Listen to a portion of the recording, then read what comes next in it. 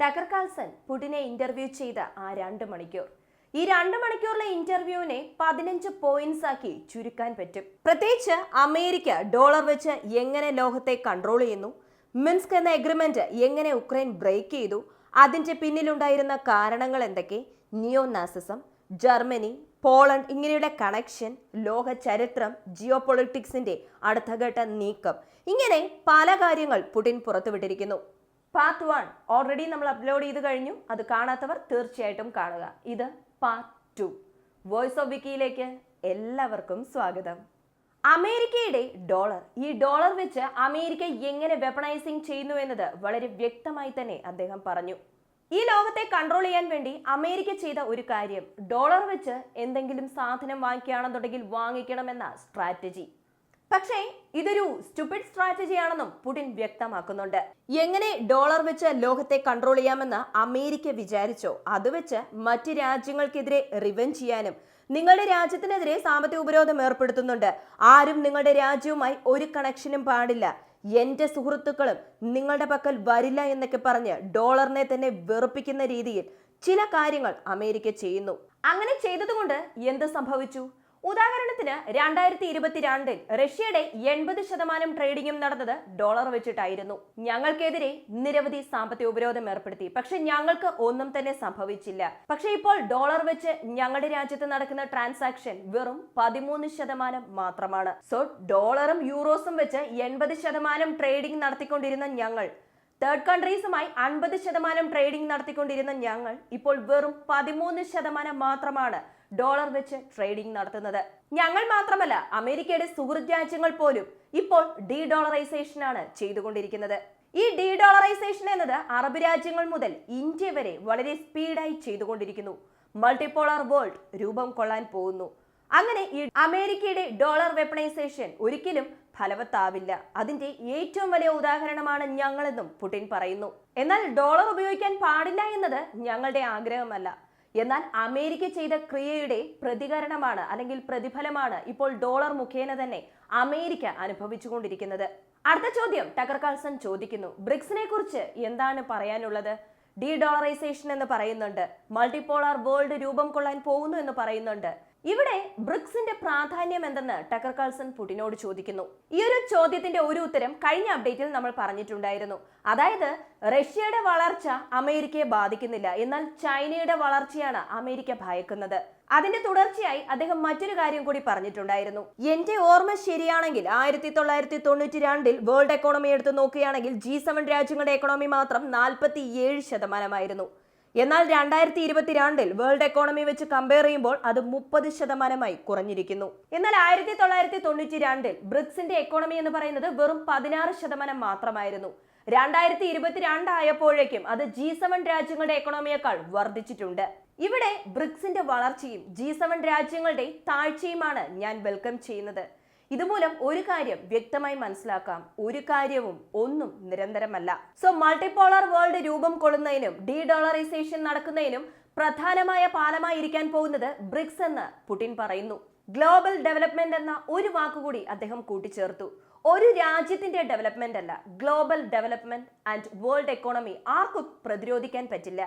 സൂര്യോദയം ആർക്കും തടയാൻ പറ്റില്ല. അതുപോലെ തന്നെയാണ് ബ്രിക്സിന്റെ വളർച്ചയെയും ആർക്കും തടയാൻ പറ്റില്ല. അതുപോലെ G7 രാജ്യങ്ങളുടെ താഴ്ചയും ആർക്കും പ്രതിരോധിക്കാൻ പറ്റില്ല എന്ന് പുടിൻ പറയുന്നു.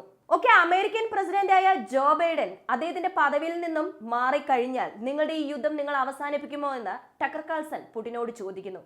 അതിന് അദ്ദേഹം പറഞ്ഞ മറുപടി, ഇത് റീസെന്റ് ആയി ആരംഭിച്ച പ്രശ്നമല്ല, അതായത് ഇന്നോ ഇന്നലെയോ തുടങ്ങിയ പ്രശ്നമല്ല, 1800കളിൽ ആരംഭിച്ച പ്രശ്നമാണ്, 13th സെഞ്ചുറിയിൽ ആരംഭിച്ച ഈ പ്രശ്നമാണ്. ഇവിടെ പ്രശ്നം മനുഷ്യരല്ല, അവരുടെ ഡോമിനേഷനാണ്. എല്ലാവരെയും ഞങ്ങൾ കൺട്രോൾ ചെയ്യും, എല്ലാവരും ഞങ്ങൾക്ക് കീഴേ തന്നെ വേണമെന്ന ആധിപത്യം സ്ഥാപിക്കുമ്പോൾ മാത്രമാണ് ലോകരാജ്യങ്ങൾ അമേരിക്കയിൽ നിന്നും അകലാൻ തുടങ്ങുന്നത്. സോ ഇവിടെ ലീഡർഷിപ്പ് അല്ല പ്രശ്നം, അവരുടെ തത്വങ്ങളും അഭിപ്രായങ്ങളുമാണ് ഇവിടെ പ്രശ്നമായി കണക്കാക്കുന്നത് എന്ന് പറയുന്നു.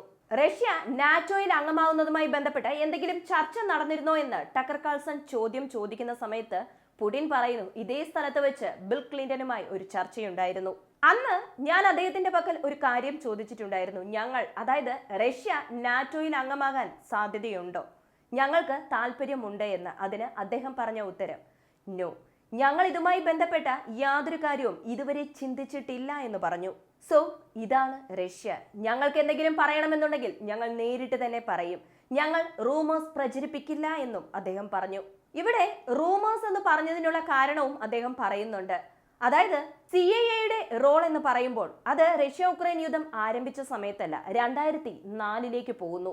2004 കാര്യം കഴിഞ്ഞ് നേരെ 2014 ക്രീമിയയെ ഞങ്ങൾ പിടിച്ചെടുത്തതിന് കാരണം അല്ലെങ്കിൽ അതിന്റെ പിന്നിലുള്ള കാരണം എന്താണെന്ന് നിങ്ങൾക്കറിയാമോ എന്ന് ടക്കർ കാൾസനോട് ചോദിക്കുന്നു. എന്നിട്ട് അദ്ദേഹം തന്നെ പറയുന്നുണ്ട്, നിങ്ങൾക്കറിയാൻ യാതൊരു സാധ്യതയുമില്ല, ഞാൻ തന്നെ പറയാമെന്ന് പറഞ്ഞ് ആ ഒരു ചരിത്രത്തിലേക്ക് പോയി. വിക്ടർ യനുക്കോവിച്ച് ഇദ്ദേഹം അടുത്തതായി ഭരണത്തിന് വരാൻ പാടില്ല എന്നും പറഞ്ഞ് പാശ്ചാത്യ രാജ്യങ്ങൾ വിചാരിച്ചാൽ ഓക്കെ. പക്ഷെ എന്തിന് അതിനൊരു രാഷ്ട്രീയ മാറ്റം അവിടെ ഉണ്ടാക്കണം, രാഷ്ട്രീയ വിപ്ലവം അവിടെ സൃഷ്ടിക്കണം?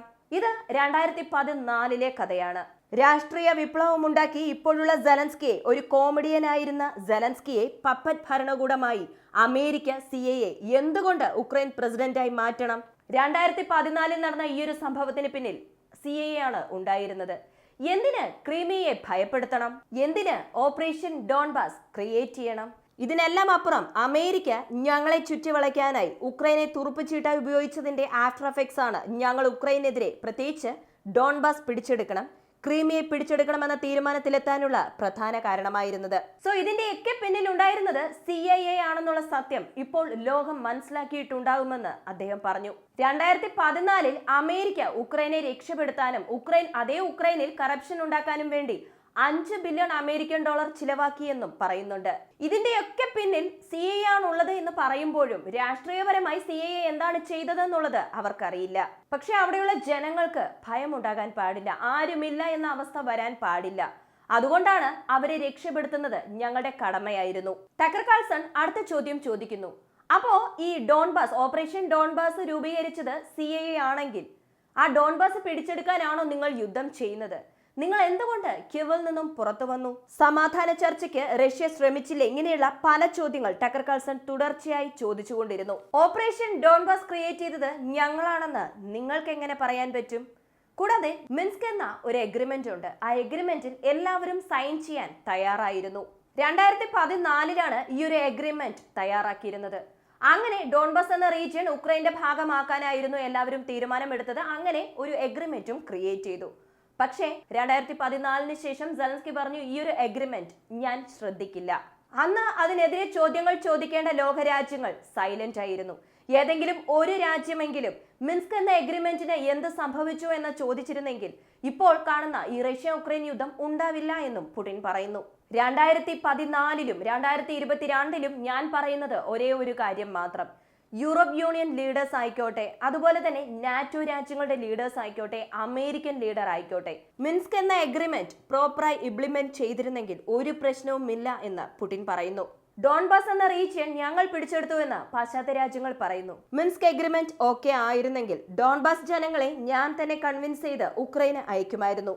13-ാം നൂറ്റാണ്ട്, 16-ാം നൂറ്റാണ്ട്, 19-ാം നൂറ്റാണ്ട് ഇവിടെയൊക്കെ എന്താണ് സംഭവിച്ചത് എന്ന് നിങ്ങൾ നോക്കണ്ട. നിങ്ങൾക്കൊരു ജീവിതം, നല്ലൊരു ഭാവി, നിങ്ങൾക്ക് ഇഷ്ടമുള്ള ലാംഗ്വേജ്, അതുപോലെ തന്നെ മിൻസ്ക് എന്ന എഗ്രിമെന്റിൽ എന്തൊക്കെ നടപടിക്രമങ്ങളുണ്ടോ ഇതെല്ലാം ശരിയാക്കി പറഞ്ഞുകൊടുത്ത് ജനങ്ങളെ തീർച്ചയായും ഉക്രൈൻ്റേതാണെന്ന് പറഞ്ഞ് ഞാൻ തന്നെ അയക്കുമായിരുന്നു. എന്നാൽ ഇത് ജർമ്മനി, ഫ്രാൻസ് പോലെയുള്ള രാജ്യങ്ങൾ എതിർക്കുന്നുണ്ടായിരുന്നു. ഇതിന്റെ പിന്നിലൊക്കെ ആരാണെന്നുള്ളതും ഞങ്ങൾക്കറിയാമെന്ന് പറയുന്നു. ഉടനെ ടക്കർ കാൾസൺ ചോദിക്കുന്നു, ഒരു സമാധാന ചർച്ചയ്ക്ക് ശ്രമിക്കായിരുന്നല്ലോ എന്ന്. അതിന് പുടിൻ പറഞ്ഞ ഒരു കാര്യം, ലോകം മറന്ന പല സംഭവങ്ങളുമുണ്ട്, അത് ഞാനിവിടെ ഓർമ്മിപ്പിക്കാം. ഇസ്താംബുളിൽ വെച്ച് ഞങ്ങളുടെ ചർച്ചയൊക്കെ കഴിഞ്ഞ് സൈൻ ചെയ്യാനും ഞാൻ തയ്യാറായിരുന്നു. അതുവരെ എല്ലാ രാജ്യങ്ങളും ഒരു കാര്യം മാത്രം എന്നോട് പറഞ്ഞുകൊണ്ടിരുന്നു, മിൻസ്ക് എന്ന എഗ്രിമെന്റിന് സൈൻ ചെയ്യാമെന്ന്. അപ്പോൾ സെലൻസ്കി ഈ എഗ്രിമെന്റിൽ സൈൻ ചെയ്യാൻ പറ്റില്ല എന്ന് പറഞ്ഞു. ഇതിന്റെ പിന്നിലെ കാരണം ബോറിസ് ജോൺസൺ എന്നാണ് ഞാൻ അറിഞ്ഞത്. ഇത് സീക്രട്ടായി ലഭിച്ച ഇൻഫർമേഷൻ ആണ്. അതിനുശേഷം ജർമ്മനിയും ഫ്രാൻസും ഞങ്ങളോട് പറഞ്ഞു, തലയിൽ ഗണ്ണ് വെച്ചിട്ട് ഒരു സമാധാന ചർച്ചയ്ക്ക് വന്നിരിക്കുകയാണ്, ക്യീവിൽ നിന്നും നിങ്ങളുടെ സൈനികരെ പുറത്തു പോകാൻ പറയുക, അതിനുശേഷം സമാധാന ചർച്ച നടത്താമെന്ന് പറഞ്ഞു. ഉടൻ തന്നെ ക്യീവിൽ നിന്നും ഞങ്ങളുടെ സേനകളെ പുറത്തു പോകാൻ പറഞ്ഞു. അപ്പോൾ എന്താണ് സംഭവിച്ചത്? റഷ്യ പരാജയപ്പെട്ടു, റഷ്യ പേടിച്ചോടി, റഷ്യ വിരണ്ടോടി എന്ന് പറഞ്ഞ് ഉക്രൈൻ അവരുടെ പ്രൊപ്പഗണ്ട പ്രചരിപ്പിച്ചു. പിന്നീട് വീണ്ടും അവിടെ സൈൻ ചെയ്തില്ല. യുദ്ധം അവസാനിക്കുക എന്നതും നടന്നില്ല. ഇതാണ് അവിടെ സംഭവിച്ചത്. ഇപ്പോഴും ഞങ്ങൾ സമാധാന ചർച്ചയ്ക്ക് തയ്യാറാണ്, പക്ഷേ മുമ്പത്തെ പോലെ കബളിപ്പിക്കാൻ പാടില്ല. അതുപോലെ പാശ്ചാത്യ രാജ്യങ്ങളുടെ വാക്കുകൾ കേട്ട് പ്രവർത്തിക്കാനും പാടില്ല.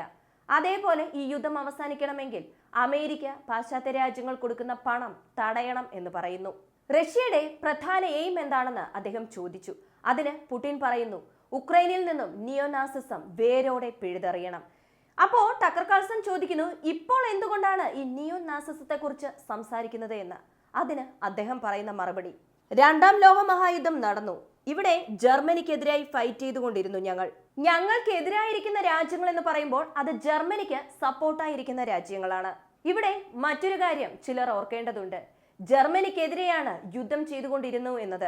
അതിലും പ്രധാനമായി ഹിറ്റ്ലറോടൊപ്പം ചേർന്ന് ആരൊക്കെ റഷ്യയെ എതിർത്തിട്ടുണ്ടായിരുന്നോ അവർക്കൊക്കെയും സ്റ്റാച്യു വെച്ച് ഉക്രൈൻ സെലിബ്രേറ്റ് ചെയ്തുകൊണ്ടിരിക്കുകയാണ്. അതുപോലെ സെലൻസ്കി കാനഡയിലേക്ക് പോയി. അവിടെ ഒരാൾ പാർലമെന്റിൽ നിന്നും സംസാരിച്ചു. എല്ലാവരും സ്റ്റാൻഡിംഗ് ഒവേഷനൊക്കെയും കൊടുത്തിട്ടുണ്ടായിരുന്നു. അത് ആരാണെന്നറിയാമോ? അതാണ് നാസി സോൾജിയറായിരുന്ന, അവരുടെ നേതൃസ്ഥാനത്തിലെത്തി അവരെ ലീഡ് ചെയ്തുകൊണ്ടിരുന്ന ഒരു നാസി സൈനികർ. ഹിറ്റ്ലറിന്റെ സോൾജിയറിനെ വിളിച്ചുകൊണ്ടുവന്ന് ഇദ്ദേഹമാണ് സ്വാതന്ത്ര്യം നേടിത്തന്നത്, ഇതാണ് നിങ്ങളുടെ ഹീറോ എന്ന് കാനഡ പാർലമെന്റിൽ പറഞ്ഞു. ഇത് നാസിസം പ്രൊമോട്ട് ചെയ്തതല്ലേ? ഇത് നടന്ന സംഭവം തന്നെയാണ്. പാശ്ചാത്യ രാജ്യങ്ങൾ ഇത് മറച്ചു വെച്ചിരുന്നു, പക്ഷെ പുടിൻ അത് പുറത്തുവിട്ടു. അടുത്തത് ന്യൂക്ലിയർ കോൺഫ്ലിക്റ്റുമായി ബന്ധപ്പെട്ട ഒരു ചോദ്യമാണ്. ന്യൂക്ലിയർ കോൺഫ്ലിക്റ്റ് വരാൻ പോകുന്നു എന്ന് നിരവധി പേർ പറയുന്നുണ്ട്. നിങ്ങൾ ഭീഷണിപ്പെടുത്തുകയാണോ എന്ന് ടക്കർ കാൾസൺ പുടിനോട് ചോദിക്കുന്നു. അപ്പോൾ പുടിൻ പറയുന്നു, ഒരു ഫൂളും ഇങ്ങനെയൊരു ഭീഷണി ഉയർത്തില്ല. എന്റെ രാജ്യത്തെ ഇല്ലാതാക്കാൻ ആര് ശ്രമിച്ചാലും വിചാരിച്ചാലും അവർക്കെതിരെ ഞങ്ങളുടെ അവസാന ആയുധം വരെ ഉപയോഗിക്കും, അത് അണുവായുധമാണെങ്കിൽ കൂടി. എന്ന് വെച്ച് നാളെ തന്നെ റഷ്യ അല്ലെങ്കിൽ പുടിൻ അണുവായുധം വിക്ഷേപിക്കുമെന്നും പറഞ്ഞ് അമേരിക്കൻ ജനങ്ങൾക്ക് ഭയമുണ്ടാക്കി ടാക്സ് പേയിങ് മണി കൊണ്ട് ഉക്രൈനെ സഹായിക്കുന്ന രീതി അല്ലെങ്കിൽ ആ ഒരു പ്രവൃത്തി ചെയ്തത് ഞങ്ങളല്ല, പാശ്ചാത്യ രാജ്യങ്ങളാണ്. പ്രത്യേകിച്ച് എടുത്ത് പറയുകയാണെങ്കിൽ റഷ്യ അണുവായുധം വിക്ഷേപിക്കുമെന്നും പറഞ്ഞ് പണം മുഴുവൻ നഷ്ടപ്പെടുത്തിയത് പാശ്ചാത്യ രാജ്യങ്ങളാണ്. അവരോട് വേണം ചോദിക്കാൻ ആരാണ് ഈ ന്യൂക്ലിയർ കോൺഫ്ലിക്റ്റ് ഉണ്ടാകുമെന്ന് വ്യാജ പ്രചരണം നടത്തിയത് എന്ന്. പോളണ്ടുമായി ബന്ധപ്പെട്ട കാര്യം നമ്മൾ കഴിഞ്ഞ അപ്ഡേറ്റിൽ തന്നെ പറഞ്ഞിട്ടുണ്ടായിരുന്നു. അതേപോലെ ജർമ്മനിയുമായുള്ള റഷ്യയുടെ ബന്ധത്തെക്കുറിച്ചും അദ്ദേഹം വളരെ വ്യക്തമായി തന്നെ പറഞ്ഞു. നോർഡ് സ്ട്രീം 1-ലാണ് ലീക്കേജ് ഉള്ളത്, എന്നാൽ നോർഡ് സ്ട്രീം 2-ന് യാതൊരു കുഴപ്പവുമില്ല. എന്നാൽ വേണമെങ്കിൽ ജർമ്മനിക്ക് അത് ഓപ്പൺ ചെയ്യാമല്ലോ.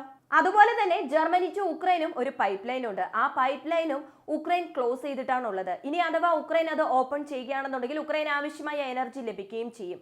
ആ എനർജി കൊടുക്കാനും ഞങ്ങൾ തയ്യാറാണ്. ഇവിടെയെല്ലാം എല്ലാവർക്കും ഉള്ളത് ഈഗോയാണ്. അവിടെയുള്ള ജനങ്ങളെ കുറിച്ച് ആർക്കും ഒരു ചിന്തയുമില്ല. അവരെ സംബന്ധിച്ച് പാശ്ചാത്യ രാജ്യങ്ങൾ എന്ത് പറയുന്നോ അത് അതുപടി അനുസരിക്കാനുള്ള ഒരു പപ്പറ്റ് ഭരണകൂടമായി സെലൻസ്കി ഉണ്ട്.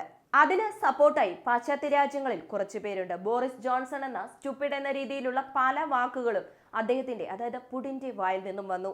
സോ ഓവറോളിൽ പറയുകയാണെങ്കിൽ ഇവിടെ നടന്ന സംഭവങ്ങളെല്ലാം, നടന്ന സത്യങ്ങളെല്ലാം പാശ്ചാത്യ രാജ്യങ്ങൾ എന്തൊക്കെ മറച്ചു വെച്ചോ അതൊക്കെ പുറം ലോകത്തിന്, ഓരോ ജനങ്ങൾക്കും മനസ്സിലാകുന്ന രീതിയിൽ വളരെ വ്യക്തമായി തന്നെ പുടിൻ പറഞ്ഞു. ഇനി അഥവാ ജോ ബൈഡനെ ഇന്റർവ്യൂ ചെയ്യാനായി ടക്കർ കാൾസൺ പോകുന്നു എന്ന് വിചാരിക്കുക. ഈ ചോദ്യങ്ങളെല്ലാം ടക്കർ കാൾസൺ ജോ ബൈഡനോട് ചോദിക്കുന്നു. അപ്പോൾ എന്തായിരിക്കും സംഭവിക്കുന്നത്? മെമ്മറി പ്രോബ്ലം ഉണ്ടെന്നും പറഞ്ഞ് അദ്ദേഹം ഒഴിവാകും. പക്ഷേ പുടിന്റെ ഈ ഒരു ഇന്റർവ്യൂ കാണുമ്പോൾ A spy always be A spy എന്നത് കൃത്യമായി മനസ്സിലാകും.